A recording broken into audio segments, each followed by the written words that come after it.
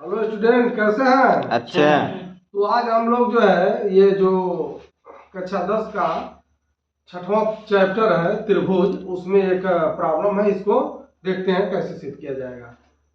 Problem दिया है, एक समबाहु त्रिभुज ए बी सी की भुजा 2a है, तो उसके प्रत्येक शीर्ष की लंबाई ज्ञात कीजिए। यानी उसके शीर्ष लंब की लंबाई जो है हम लोगों को ज्ञात करना है। तो ऐसे प्रश्नों को सॉल्व करने के लिए सबसे पहले हम लोग क्या करते हैं, देखते हैं कि क्या दिया है चाहे ज्ञात है, ये लिखते हैं। तो इसमें दिया है कि त्रिभुज एबीसी क्या है, एक जो है समबाहु त्रिभुज है। कोई बात लिखेंगे कि त्रिभुज एबीसी एक समबाहु त्रिभुज है और जिसकी भुजा जो है क्या है, 2a है, जिसकी भुजा जो है 2a है। इतना हम लोगों ने लिख लिया। उसके बाद क्या लिखते हैं, रचना लिखते हैं।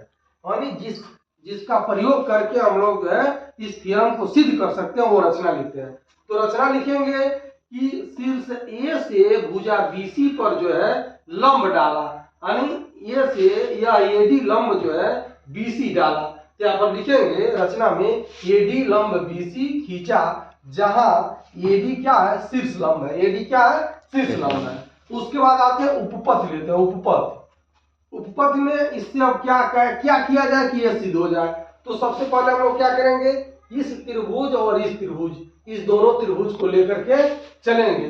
तो इसमें देखते हैं त्रिभुज ए डी बी अर्थात त्रिभुज ए डी बी तथा त्रिभुज ए डी सी में, त्रिभुज ए डी बी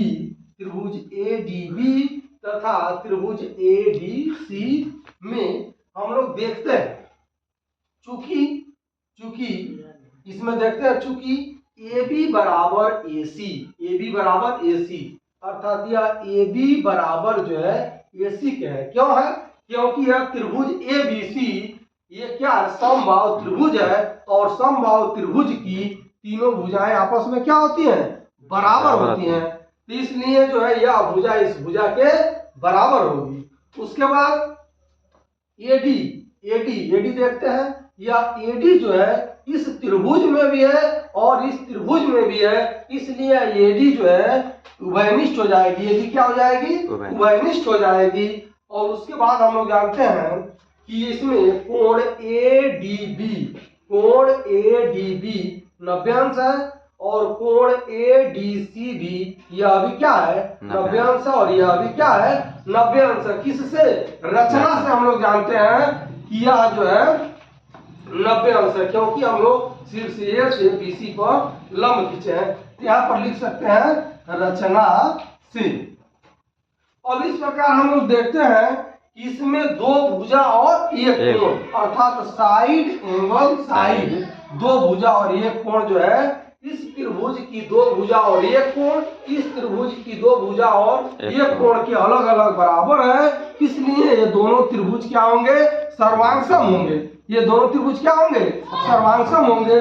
इसलिए लिखते हैं त्रिभुज ए डी बी सर्वांगसम हो गया त्रिभुज ए डी सी के। ये दोनों त्रिभुज क्या हो गए, सर्वांगसम हो गए। अब हम लोग देखते हैं जब यह त्रिभुज इसके सर्वांगसम हो गया तो इसको इस पर पलट दीजिए तो क्या होगा, पूरा ढक लेगा। तब ये हो जाएगा, यह बीडी जो है, बीडी किसके बराबर हो जाएगी, सीडी के बराबर हो जाएगी या डीसी के बराबर हो जाएगी।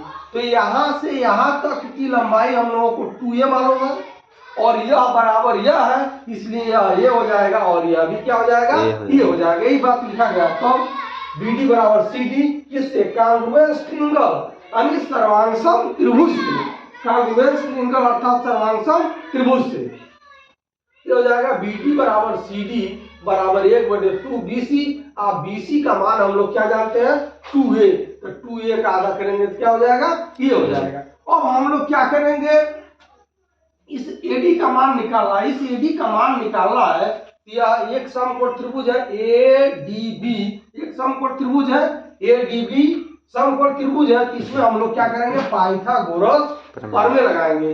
पाइथागोरस प्रमेय होता क्या है, ये होता है कर्ण का वर्ग बराबर होता है आधार का वर्ग धन लंब का वर्ग। क्या होता है, कर्ण का वर्ग बराबर होता है कर्ण का वर्ग बराबर होता है लंब का वर्ग धन आधार का वर्ग। तो इस थ्योरम का प्रयोग करेंगे हम लोग। तो यह कर्ण है, क्या है, कर्ण है, तो ये हो जाएगा ए बी स्क्वायर। क्या हो जाएगा, ए बी स्क्वायर। और आधार क्या है, बी डी है। आधार क्या है, बी डी है, तो ये हो जाएगा बी डी स्क्वायर। और लंब क्या है, ए डी है, तो ये हो जाएगा ए डी स्क्वायर। अब हम लोग इसमें वैल्यू रख लेते हैं। तो ए बी का वैल्यू कितना है, 2a है, ये हो जाएगा 2a का होल स्क्वायर हो जाएगा। फिर उसके बाद एडी हम लोग को ज्ञात करना है, एडी नहीं पता है। और उसके बाद हम लोग को बीडी पता है, बीडी बराबर क्या, ए है, यहाँ से बीडी बराबर ए है, तो ये स्क्वायर हो जाएगा। ये हो जाएगा, ये 2 का वर्ग 4 हो जाएगा और ए का ए स्क्वायर हो जाएगा। उसके बाद इसको हम लोग इस साइड में ले आएंगे, इधर प्लस इधर आएगा, क्या हो जाएगा, माइनस हो जाएगा। तो 4a स्क्वायर माइनस ए स्क्वायर और इक्वल टू क्या हो जाएगा, एडी स्क्वायर। अब क्या करेंगे, 4 में से ए को घटा देंगे, ये हो जाएगा 3a स्क्वायर, एडी स्क्वायर बराबर हो गया 3a स्क्वायर। तो अब एडी का वैल्यू निकालेंगे, दिस इंप्लाइज दैट एडी निकालेंगे, एडी बराबर हो जाएगा अंडर रूट में 3a स्क्वायर। तो ए स्क्वायर का वर्गमूल हो गया a और करनी में 3 का वर्गमूल हो गया करनी में 3। इस प्रकार एडी का वैल्यू हम लोगों के पास मिल गया, ये अंडर रूट 3। और यही एडी जो है क्या कहलाती है, शीर्ष लंब कहलाती है, शीर्ष लंब। अर्थात इस समबाहु त्रिभुज की शीर्ष लंब जो है क्या हो गया, ए अंडर रूट 3।